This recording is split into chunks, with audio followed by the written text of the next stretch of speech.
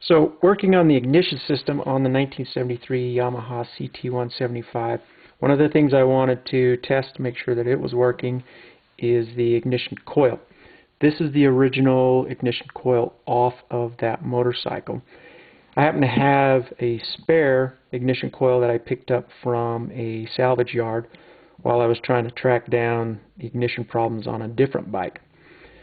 I took this ignition coil and this ignition coil and I tested them both, and they both had basically the same specs.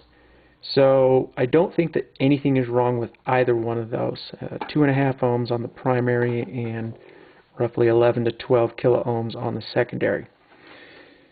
When I put this bike back together, I'm actually using this one that I salvaged, and the reason being is the wire on the original coil is very stiff. It's very rigid right here, which tells me that there's some corrosion in here in the copper, and it's not making great contact. Another issue that I was having was trying to get this boot to seat onto this wire here.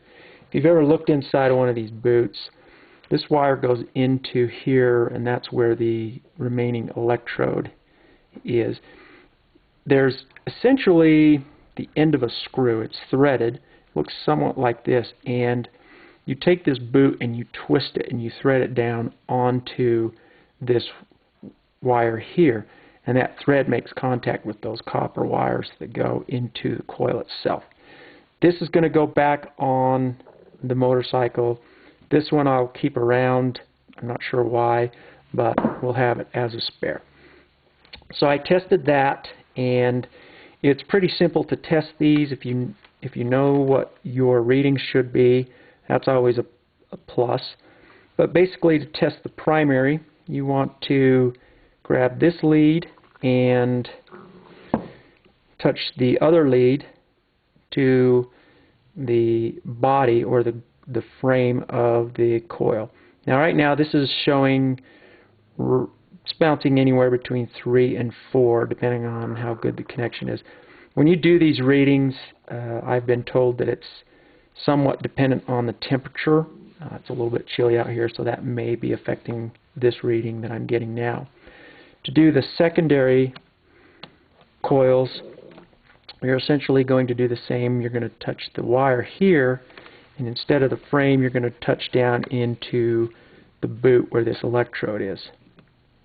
And when I do that, I'm coming up with, again, 11.1 kilo ohms on that.